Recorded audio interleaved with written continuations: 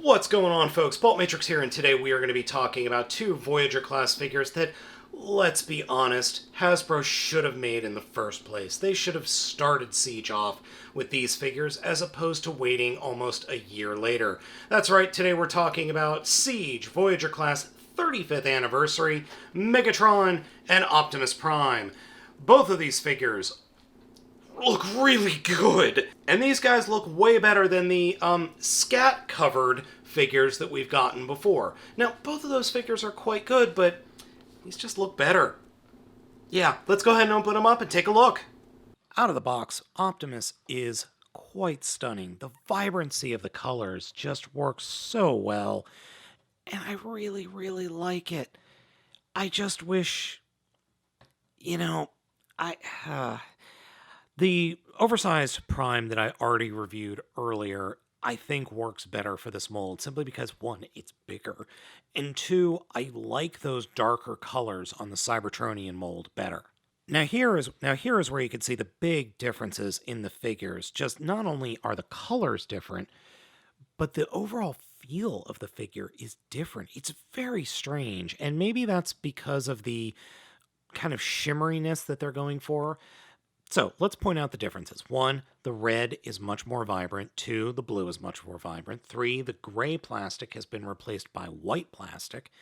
And there's all this nice little paint app going on that's supposed to mimic light bouncing off the figure. I mean, it works mostly. It mostly works. Personally, I would have rather had this figure in the nice vibrant colors with just the windows of his chest having this color scheme and the vibrant or the light bouncing off of it. And that's not to say that this one over here is bad. It definitely looks muddy. Now, speaking of that muddiness, let's take a look at the plastic for the larger figure, and that is my cat's playing with something. I'll be right back. Now, I'm being lazy. I didn't transform this guy back into robot mode, but as you can see, the coloring on this oversized version of Prime is much more similar to the original Siege Prime as opposed to the 35th anniversary. I would love a version of this with the vibrancy of these colors. Now, another change are the accessories. Here are my original Transformer Siege Optimus accessories. As you can see, the handle is still janky. Now, the new version is painted a little differently.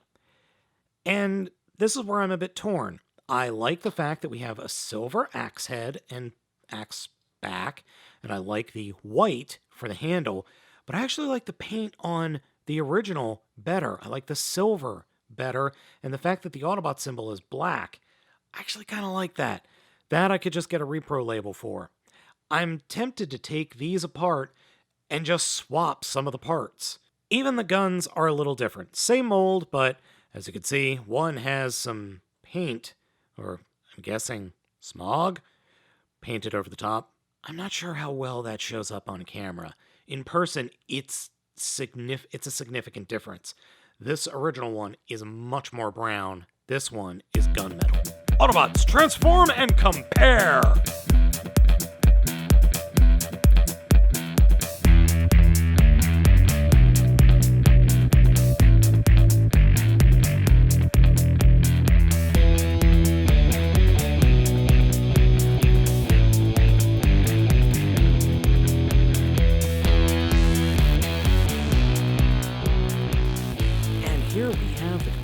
Of them in their vehicle modes. Now, I will be the first to admit, this transformation, even though I like this figure, is getting a little bit long in the tooth. It's a little bit too complex. Whatever, I'm just a pansy. As you can see, the big differences are the coloring on the windows, and it might help if I, had this thing transformed correctly. Coloring on the windows, coloring all around, and then the amount of white that is on the new mold versus the old mold is staggering. It's such a bright white. I kind of like it, but at the same point, that's really, really bright. So, yeah, I mean, that's pretty much the biggest difference between the two is obviously the paint, and I think it's actually a good change. Now, let's move on to our favorite despot between the two, Megatron definitely has the more striking appearance. The gray has been replaced by almost stark white, and the coloring works well, but again, this whole tattoo look is just strange. The head sculpt, still good, but man, is it weird. I'll show you a comparison here in just a second, but I did not expect him to be this white. I really, really didn't.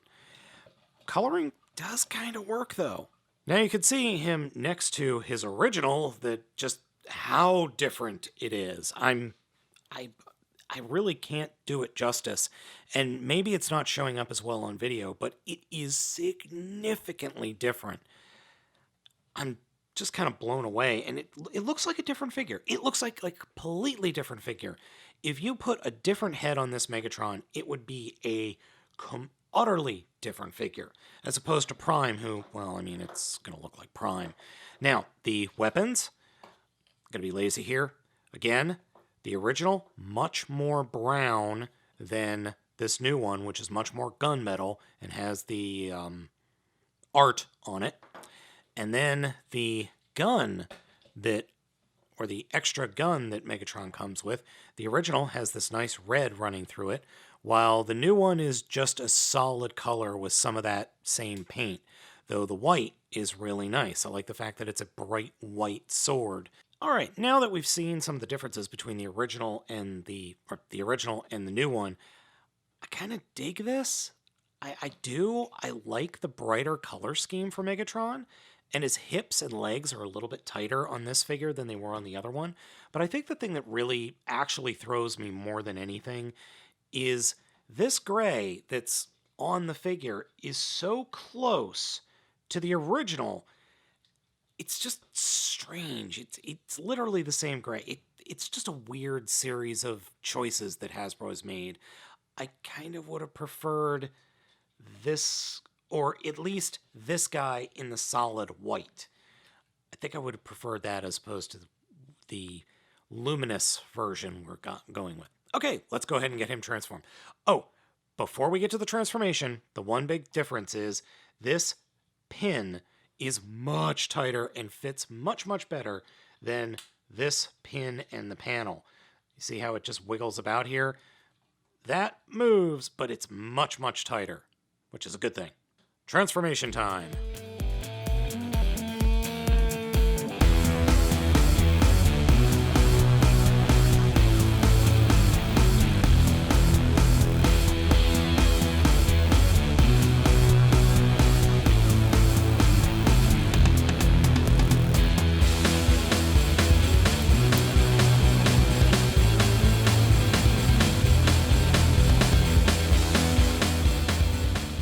All right, now the transformation is complete, and we have a very, very bright white tank. Kind of miss the fact that there's, coloring on the other version. Let's take a look at them together. Now, as you can see, they are very different in coloring. I mean, just so much so that I actually think the coloring on the original figure works better because there is some differentiation between the different components. The treads are a different color from the body, which is a different color from the turret, as opposed to this, which is just this giant chunk of white in the front, and the treads are barely discernible in the front, not painted at all in the back. And, I mean, I like the figure, but it's just lacking in color, whereas opposed to the original has plenty of it. It's the exact opposite of Prime. It's just so weird. It's not bad by any stretch of the imagination, and in fact, it fixes some of the problems that I had with this original figure. A lot of the pins and a lot of the components are much, much tighter. You don't have the floppiness of these little bits that are the shoulders in robot mode. The entire front of the tank mode is much, much tighter.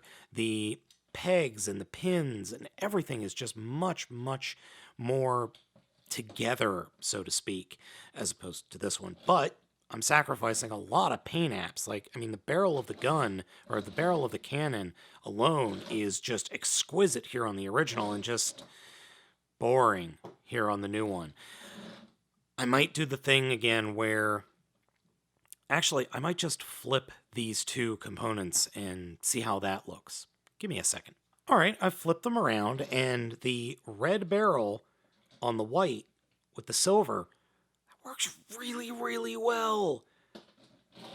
I mean, that works incredibly well. That just makes the whole figure feel more alive. As opposed to the original one, actually, that does kind of work. The gunmetal, that kind of works. I think switching them actually makes both of them better. I think the 35th anniversary figures are neat. Now, I do kind of wish that both of these came out or were what we were originally getting, and maybe like all the other figures got the same kind of patterned treatment. That would have worked better for a, pre-war Cybertron. But I get what they're going for with Siege, with the war. Oh, the war is dirty, so we're going to get all scruff and icky and G1 dirty. Yeah, okay, sure. But what we have here, these are actually pretty good figures. So I picked them up over at BigBadToyStore.com. They are currently available. You can also pick them up over at Walmart.com and in Walmart stores. Though, follow the link down below and get them from Big Bad. I think you're going to just find them easier at Big Bad than at Walmart. At least any of the Walmarts around me.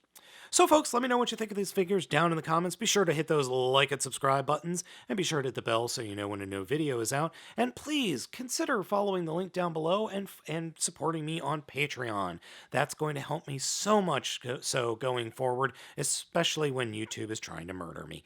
Thank you so much for watching. I've been Baltmatrix, and I will catch you next time.